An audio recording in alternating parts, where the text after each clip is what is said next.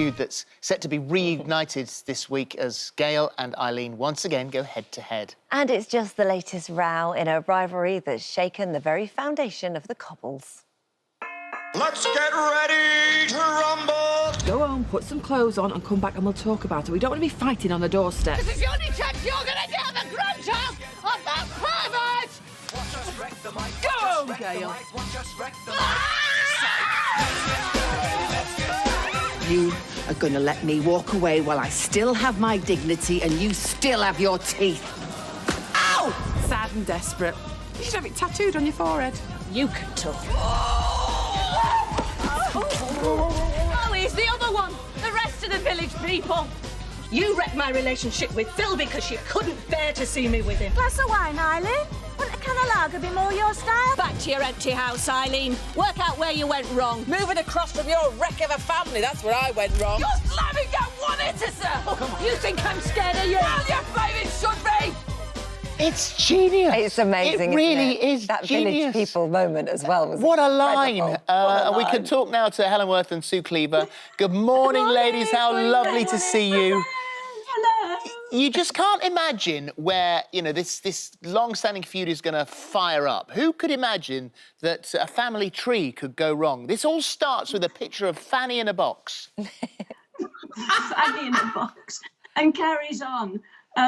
Sue and I were only saying the other day that our favourite things are fighting with each other because it's such fun, isn't it? It really is. We do enjoy it. Well, we love watching it, but the problem is, I guess this sort of search into Gail's family tree, this has kind of brought her a bit closer to George Shuttleworth, and then this relationship or this friendship has been misconstrued by the others there. So just explain a bit of the background and why she's got closer to George.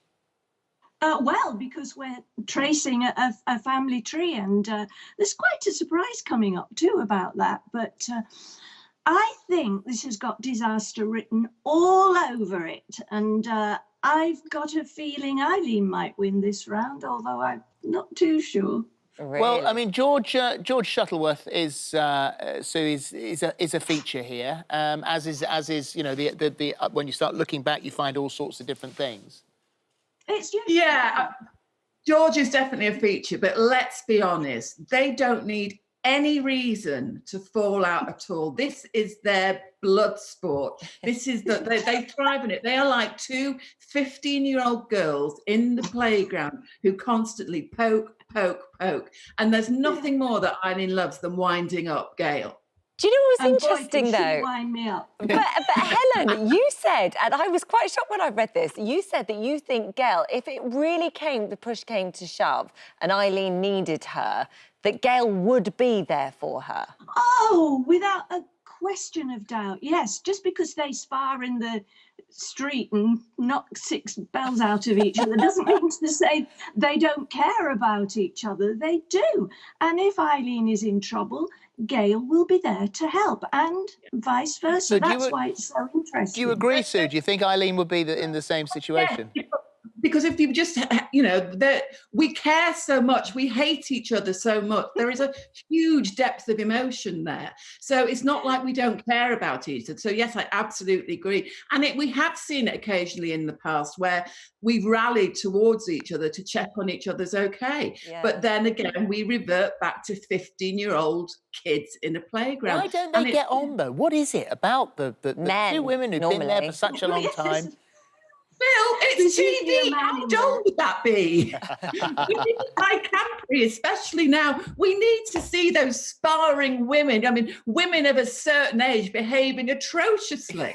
You say that, Sue, but I mean, not one of your fights with Helen, but actually one of the scenes that you shot, you got knocked clean out. Yes, I did. That was a storyline of Leslie who had Alzheimer's and was living at the Grimshaws. And we'd rehearsed this upward punch, which, as we all know, is not a very a safe one to do. And rehearsals all went great. And then she did it and she got it wrong and she snapped me right up, out cold on the floor. But they still used this. They sent me to hospital, but they still used the sound on the clip. Did they? Wow. Did they? And so, Helen, how much choreography, how much work is there in those? The famous one that we saw on the street. Go on, Gail. 2004. How long did that take? Well, a long time, actually. I think it was most of the day. It was a very long scene with a lot of words. And so we did rehearse it, and we did, I think I'm right, Sue, aren't I? But as usual, just great fun. And I think that one is my favourite, actually. That is a good one. It's a hell of a slap. That was a great slap, Sue.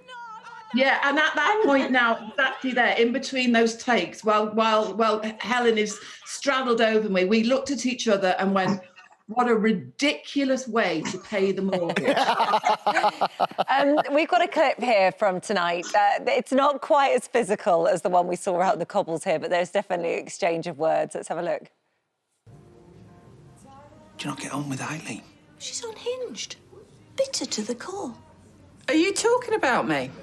Wouldn't waste me breath. You know, it's a shame you two didn't meet sooner. Gail could have put a lot of business your way, the amount of husbands she's buried. Yeah, loads of them. Well, your track record's nothing to write home about, Eileen Grimshaw. Grim by name, grim by nature. Don't you pick on my bestie. She's had a run of bad luck, that's all. Can I buy you a coffee, George? Help you to stay awake? They're just great lines, aren't they? Yes, they are. And we just literally about a week ago, there is more to come. It gets better.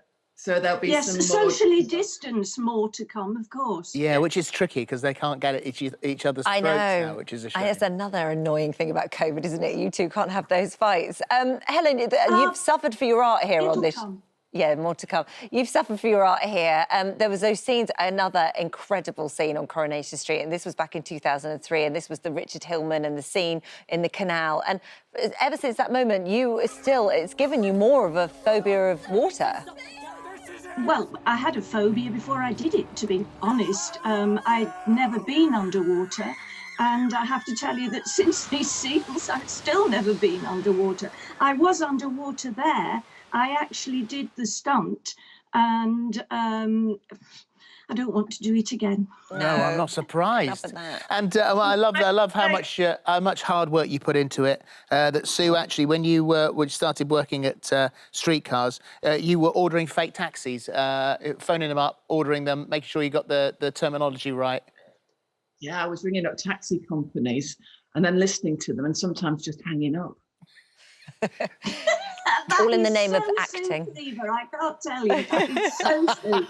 Let's reveal my secrets on national television. Don't start, ladies, don't start. Thank you. It brings us so much joy, I can't tell you. And it's great to see you both. Corrie's tonight at 7:30 on ITV. Thank you. Can I ask a quick favour? Go on, then. I never normally do this, but can I just say the most amazing thanks to my brother and the RNLI in Angle, Pembrokeshire, for all the work they're doing, because it's so hard during this COVID crisis. And I just wanted to give them a big up because they've been so brilliant. A massive round of applause. Thank you very much. Massive Thank you.